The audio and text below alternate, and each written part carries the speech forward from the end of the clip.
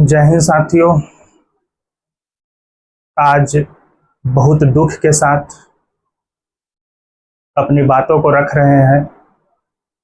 मन में अपार दुख है, मन बहुत व्यथित है।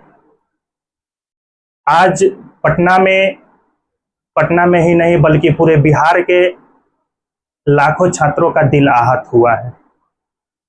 विगत एक सप्ताह से पटना में क्या हो रहा है, नहीं हो रहा है, आप लोग किसी भी छात्रों से यह बात छुपा हुआ नहीं है। इसमें कौन कितना दोषी है, कौन कितना निर्दोष है। ज्ञान बिंदु के डायरेक्टर हमारे गुरुजी आदरणीय रोशन आनंद सर के साथ जो भी घटनाएं हुई, ये न्यायोचित घटनाएं नहीं हुई है। साजिश के तहत उनको फंसाया गया, जेल में सलाखों के पीछे भेजा गया।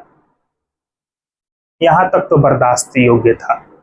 चलिए, छोटी छोटी बातों को लेकर के, बैनर पोस्टर की बातों को लेकर के दो कोचिंग संस्थानों के बीच झड़प हुआ, उनके स्टाफों के बीच झड़प हुआ, जबकि पता चल रहा है कि वो जो स्टाफ को मारा गया या जो भी मारपीट की गई, वो स्टाफ वास्तव रूप में उस कोचिंग संस्थान के थे भी नहीं। ये भी बात किसी से छुपा हुआ नहीं। फिर भी अपना वर्चस्व को बचाने के लिए, अपना वर्चस्व बढ़ाने के लिए, अपनी आन बान की लड़ाई के लिए इनको निर्दोष तरीके से, गलत तरीके से, जबकि ये झगड़ा में शामिल थे भी नहीं, फिर भी इनके ऊपर एफआईआर करके इनको फंसा दिया गया। यहाँ तक सब कुछ सही। फिर भी हम मान ली कि चलिए जेल गए हैं, जेल में फांसी नहीं होता। जेल में गए हैं तो कोर्ट कानून का सहारा लेंगे, वहां से छूटेंगे, न्याय मिलेगा। ऐसा थोड़ी है कि जेल में ले गया तो फांसी पे चढ़ा देगा। लेकिन हुआ कुछ ऐसा ही इनके साथ, हुआ कुछ ऐसा ही इनके साथ। जिस दिन ये जेल गए उस दिन ये सपना में भी नहीं सोचे होंगे कि हम जेल से निकलेंगे तो हम अपना एक हीरा और रत्न जैसा भाई को खो देंगे। और जब आज वो जेल से निकले तो उनके पैर के नीचे की जमीन खिसक गई। उनके भाई, रोशन आनंद सर के भाई प्रिंस की हत्या नेपाल में संदिग्ध तरीके से कर दी जाती है।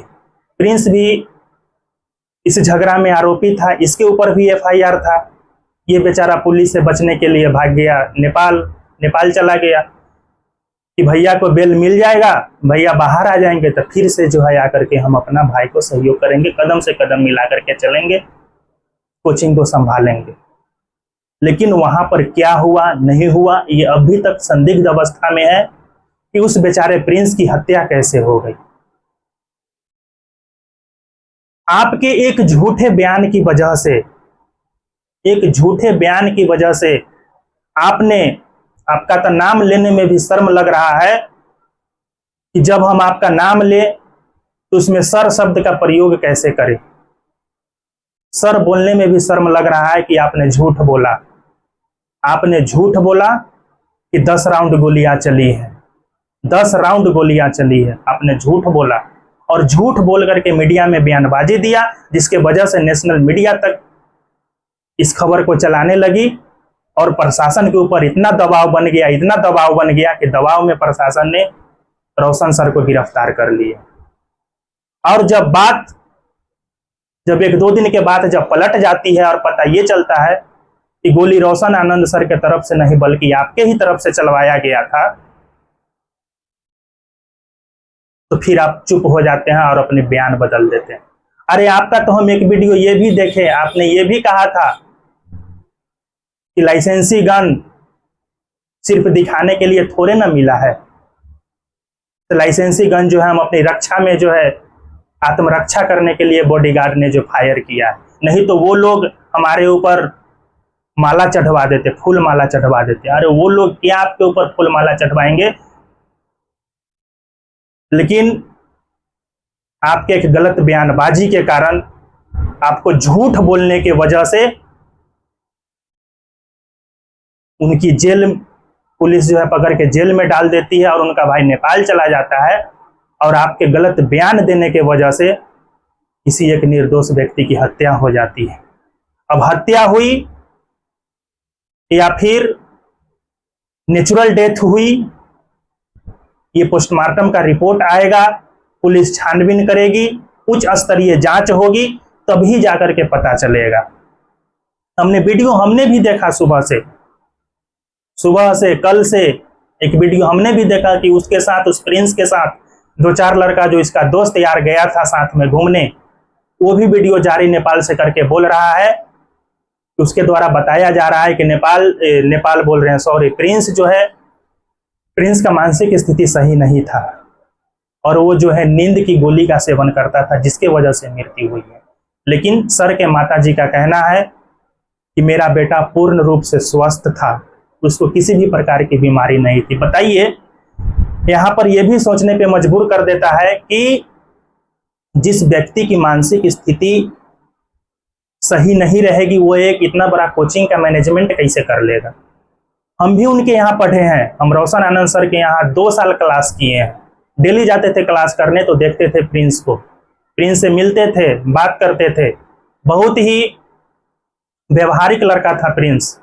लेकिन उनके साथ जो हुआ, ये बहुत बड़ा अन्याय हुआ है, बहुत बड़ा अन्याय हुआ है। देखने से नहीं लगता था कि इस बेचारे की मानसिक स्थिति सही नहीं है, और आज वो उसके साथ जो दोस्त गया था वो बयान दे रहा है कि इसकी मानसिक स्थिति सही नहीं है और नींद की दवा का सेवन करने से इसकी मृत्यु हुई है।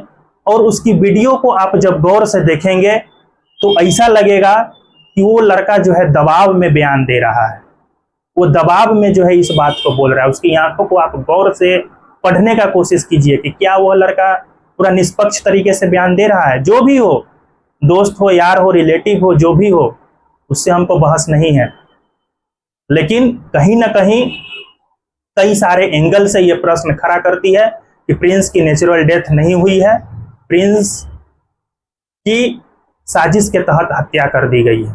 अब पुलिस जांच करेगी, पोस्टमार्टम का रिपोर्ट आएगा, जो भी बात होगा आप लोग को पता चल ही जाएगा। लेकिन आज हम सबों को, पटना के जितने भी बड़े बड़े स्टार शिक्षक हैं, जितने भी छात्र हैं, उन सभी शिक्षक और छात्रों को एक आवाज बनने की जरूरत है। सत्य को साथ देने की जरूरत है। सत्य को जितना परेशान होना था हुआ, 6 दिन 7 दिन रोशन सर जेल में रहे, सत्य परेशान हुआ लेकिन पराजित नहीं हुआ। लेकिन सत्य की जीत तब तक हुई, तब तक लेट हो चुकी थी।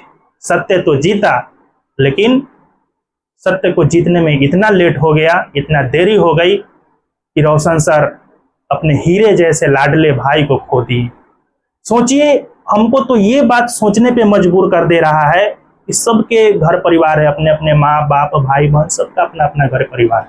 भगवान न करे कि किसी के साथ ऐसा अनहोनी घटना हो। सोचिए, कभी कभी हम सोचते हैं कि उस व्यक्ति के ऊपर क्या बीता होगा जो जेल में बंद है, 6-7 दिन से मानसिक प्रताड़ना के शिकार अलग है, और जब उनको जेल में पता चला होगा कि मेरे भाई की हत्या कर दी गई है, तो उनका दिन, कल का पूरा दिन और कल का पूरा रात कैसे कटा होगा।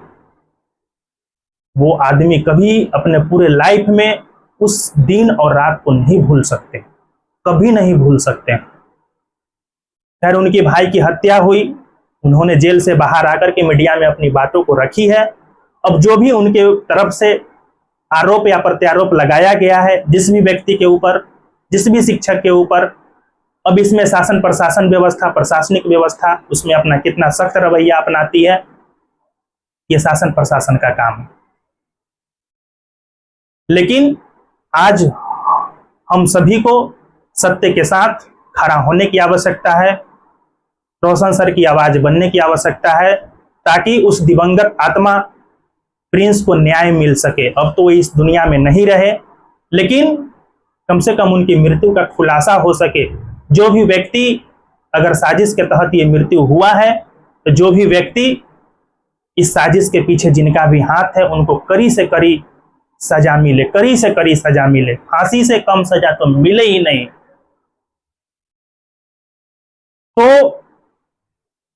आरोप प्रत्यारोप एक अलग बात है, लेकिन कहीं ना कहीं जब आप गौर से सोचेंगे, गहराई में निष्पक्ष तरीके से सोचेंगे, तो काश उन्होंने गलत बयान नहीं दिया रहता, गलत बयान उनके तरफ से नहीं दिया गया होता कि 10 राउंड गोलियां चली है, मीडिया में इस बातें की खबरें, इस तरह की खबरें नहीं फैलती, इस तरह की नेगेटिव खबरें, तो रोशन सर जेल में नहीं गए होते। और जब रोशन सर जेल में नहीं गए होते तो उनका भाई नेपाल नहीं गया होता, और जब उनका भाई नेपाल नहीं गया होता तो शायद ये मृत्यु या ये हत्या की जो साजिश है ये टल सकती थी। आज जो है साथियों, अन्याय की जो धारा है वो अब सर से ऊपर बह रही है। कहीं ना कहीं प्रशासनिक व्यवस्था पर भी सवाल खड़ा कर रही है कि ये प्रशासन, जब दो बड़े संस्थानों के बीच वर्चस्व की लड़ाई थी तो प्रशासन ने भी अपनी दोहरी रवैया को क्यों अपनाया? प्रशासन ने एक व्यक्ति के साथ सख्त रुख और एक व्यक्ति के साथ नर्म रुख क्यों अपनाया? ये भी शासन प्रशासन पर जो है उंगली खड़ा करती है। तो आज जितने भी शिक्षक हैं, जितने भी छात्र हैं, सभी को सर को साथ देने की आवश्यकता है। कल सुबह में जो होना था हो ही गया, अब तो होने को टाल नहीं सकते हैं। उनके भाई अब इस दुनिया में है नहीं। हम ईश्वर से प्रार्थना करेंगे कि हे ईश्वर, उनकी भाई दिवंगत आत्मा को, प्रिंस की दिवंगत आत्मा को आप अपने चरणों में स्थान दें, और उनके माता पिता को और हमारे गुरुदेव आदरणीय रोशन आनंद सर को इस दुख की घड़ी में दुख झेलने की शक्ति प्रदान करें। हम इतना ही कहेंगे, और हम और आप कम से कम कुछ नहीं कर सकते। ऐसे बहुत सारे छात्र हैं, शिक्षक भी है। अपनी अपनी बातों को सोशल मीडिया पे रखिए, सत्य के साथ कंधा से कंधा मिला करके चलिए, तब जाकर के उनको न्याय मिलेगा और सत्य की जीत होगी। सत्य की जीत होगी। सत्य परेशान हुआ है लेकिन पराजित नहीं हुआ है। सत्य परेशान हो रहा है लेकिन सत्य की जीत होगी। ये हमें धर्म पे विश्वास है, अपने धर्म पे विश्वास है कि सत्य परेशान हुआ है, पराजित नहीं हुआ है, और सत्य कभी दबता नहीं है, सत्य कभी छिपता नहीं। विशेष हम क्या बोले, आप सभी को जानकारी ही है कि कहाँ पे क्या हुआ, नहीं हुआ, कैसे हुआ, क्या क्या चल रहा है। लेकिन कहीं ना कहीं मेरे मन में ये टीस था कि हम अपनी भी बातों को रखें, आप लोगों तक पहुंचाएं। तो हमने अपनी बातों को रखा, और इसलिए रखा कि अब बर्दाश्त योग्य नहीं है, अब बर्दाश्त योग्य है ही नहीं। जेल जाना तक सही था, खैर सही तो था ही नहीं, लेकिन फिर भी हमने शुरू में ही बोला कि जेल गए हैं तो बेल भी होगा, बेल पे बाहर आएंगे, केस लड़ेंगे, न्याय मिलेगा, फिर से कोचिंग संस्थान चलेगा अपने सही तरीके से। लेकिन कहीं ना कहीं उनके भाई की हत्या करवा देना, चाहे किसी के भी इसमें हाथ हो सकता है, दो व्यक्ति के बीच किसी तीसरी व्यक्ति ने अपना रोटी सेक लिया हो, ये भी हो सकता है। उसके साथ जो 3-4 दोस्त है वो भी इसमें जो है शामिल हो सकता है, या किसी तीसरे व्यक्ति भी शामिल हो सकता है। लेकिन कहीं ना कहीं आप याद इतना जरूर रख लीजिए कि आपसे हमेशा ये सवाल जरूर रहेगा कि आपने उस रात झूठ क्यों बोला था कि 10 राउंड गोली चला है। आपने क्यों झूठ बोला, क्यों झूठ बोला? और जब झूठ बोला भी तो कल हो करके जब आपको पता चल गया कि गोली नहीं चला है, तो फिर आपने माफी क्यों नहीं मांगी? ये सवाल हमेशा बिहार की जनता आपसे करेगी, और इसका जवाब आपको देना होगा। और जब तक आप जवाब नहीं देंगे तब तक आपको घूट घूट के रहना होगा। अब छात्र पहचान गया है, सभी छात्र के नजर में आ गया है कि कौन सही है और कौन गलत है, कौन सत्य की मार्ग पर है और कौन असत्य की मार्ग पर है। आपने बहुत बरगला लिया, अब नहीं बरगला सकते छात्रों को, अब नहीं बरगला सकते। यहाँ पर किसी एक माँ ने अपने बेटा को खोया है, एक वृद्ध पिता ने अपने पुत्र को खोया है, और एक जवान भाई ने अपने जवान भाई को खोया है। साथियों, ज्यादा हम नहीं बोलेंगे क्योंकि सब खबर आपको पता है। बस आप सत्य और असत्य की पहचान कीजिए और सत्य का साथ दीजिए। भगवान किसी भी इंसान के साथ अन्याय नहीं होने देता है। देर है लेकिन अंधेर नहीं है, न्याय मिल करके रहेगी। बस हम सभी को सत्य का साथ देने की आवश्यकता है। हमारे रोशन सर को न्याय जरूर मिलेगी, उनके भाई को न्याय जरूर मिलेगा। फिर से हम पुनः एक बार फिर से हम ईश्वर से प्रार्थना करते हैं कि हे मालिक, उनके परिवार को इस दुख की घड़ी में सहन शक्ति देने की क्षमता प्रदान करें और उस दिवंगत आत्मा को अपने चरणों में स्थान